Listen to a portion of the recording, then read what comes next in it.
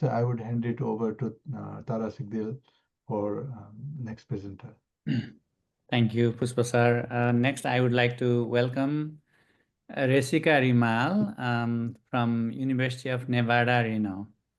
It's early in the morning in Nevada, so it's in California. Reshika holds a Master's of Public Health in Epidemiology from University of Nevada, Reno.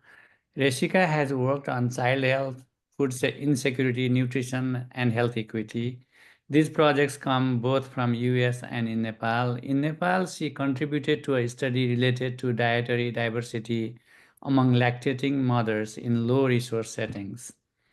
As an early career public health professional, she hopes to continue building experience in applied research that supports equitable and evidence-based health programs. Originally from Nepal, she is committed to contributing to public health both locally and globally. Very proud of your accomplishment and very thankful for your committing to come and speak to our conference, our symposium, Reshika. Please go ahead. Your time is 10 minutes. I will start timer now. It's all yours now. Thank you so much for the introduction. Let me share my screen. Can you all see my screen? Okay. Good evening and namaste, everyone. Thank you for the opportunity to be. I'm really thankful for the opportunity to be here. My name is Reshika Rimal, and as he said, I'm a recent graduate of MPS Epidemiology from University of Nevada, Reno. And today I'm very excited to present my master's in public health research on food insecurity and behavioral problems among US children aged 6 to 11 using a national survey data of 2022-2023. Talking about the background, food insecurity, it remains a critical public health issues around the world and also in United States, and especially among the household with young children. In 2023, it affected around 13.5% of households, and it impacted around 7 million children. And specifically, food insecurity is linked with nutritional deprivation, behavioral issues such as aggression, anxiety, attention problems, and also problems of emotional distress and family instability. Basically, children in food insecurity homes, they show higher rate of externalizing behaviors like hyperactivity and aggression, and internalizing symptoms like anxiety and depression. And as we all know, bedtime consistency, it can serve as a protective routine that can help to regulate the behavior regulation in children. Talking about my study objective, the primary goals was to assess whether household food insecurity is associated with increased odds of behavioral problems in US children aged 6 to 11 years, and explore whether this association is modified by bedtime consistency, which can be a potential protective factor. The hypothesis of my study was um, children in food insecure household will have higher odds of behavioral problems, and those with consistent bedtime routines may experience reduced risk.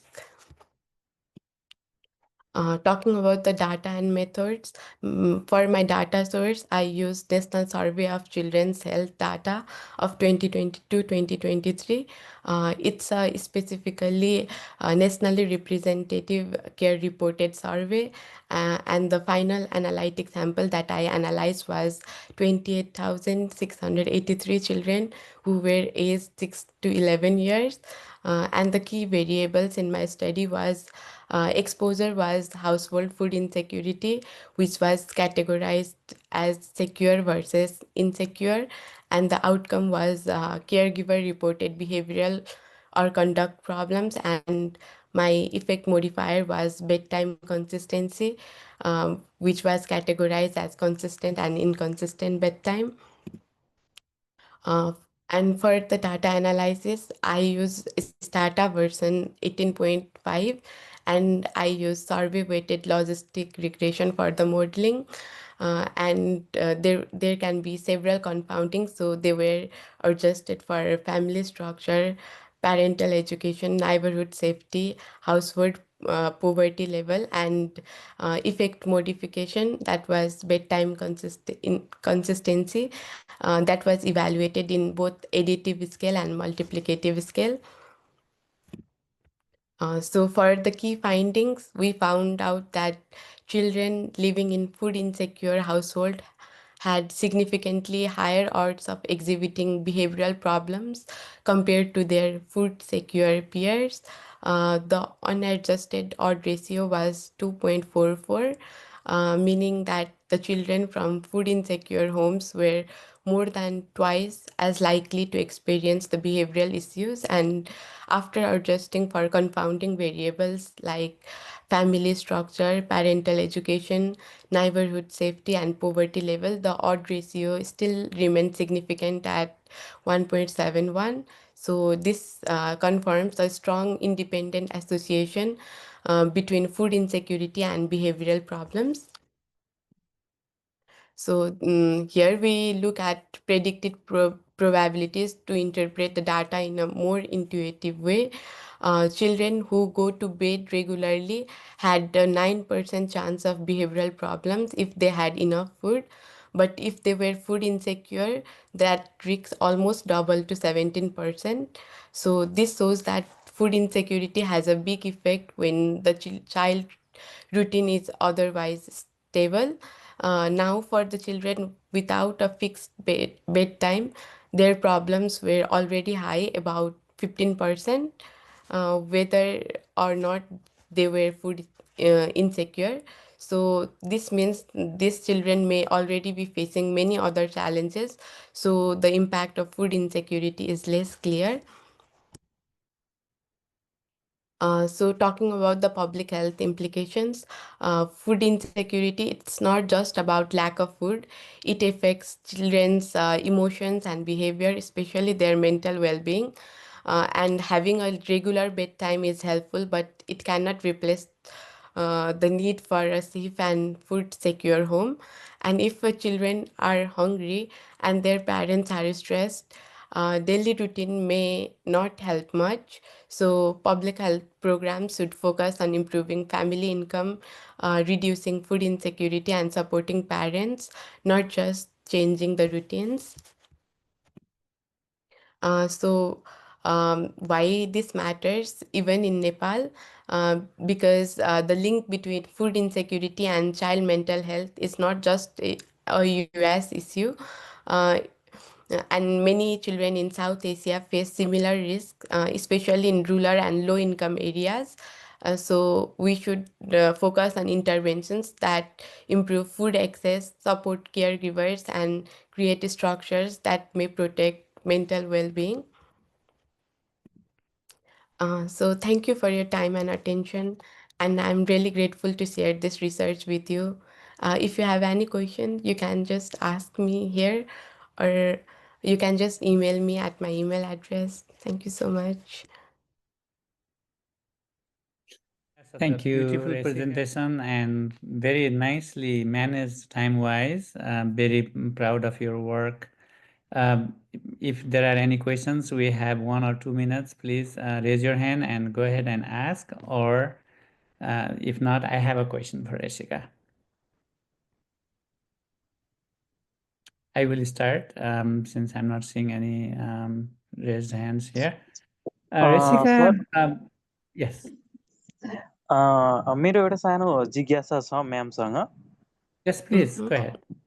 म चाहिँ sir Ramakrishna राई, बागमती समाजबाट। म पनि sir एपिडेमियोलोजीकै के अरे student हो। एमपिएसमा 2-3 साल पहिला नै मैले गरेको। उहाँले चाहिँ स्याम्पल साइज जो भन्नुभयो त्यो चाहिँ कति ड्युरेसन लागेर म्यामले चाहिँ कम्प्लिट गर्नुभएको हो त्यो थेसिस रिसर्च? ओके, त्यो चाहिँ मैले चाहिँ कलेक्ट गरेको डाटा होइन।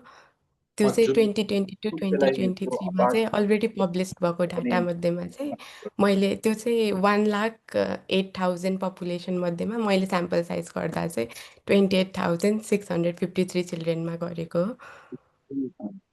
ओके चाहिँ थ्याङ्क यू 2 म्याम वर्षको डाटा हो त्यो। Thank you Thank you. Thank you so much for your question. Thank you, Reshika. One quick question. You mentioned the household income and education.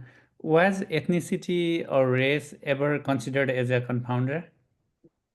I tried to include the race and ethnicity also, but I think there was some kind of problems while considering that, so I didn't account for them.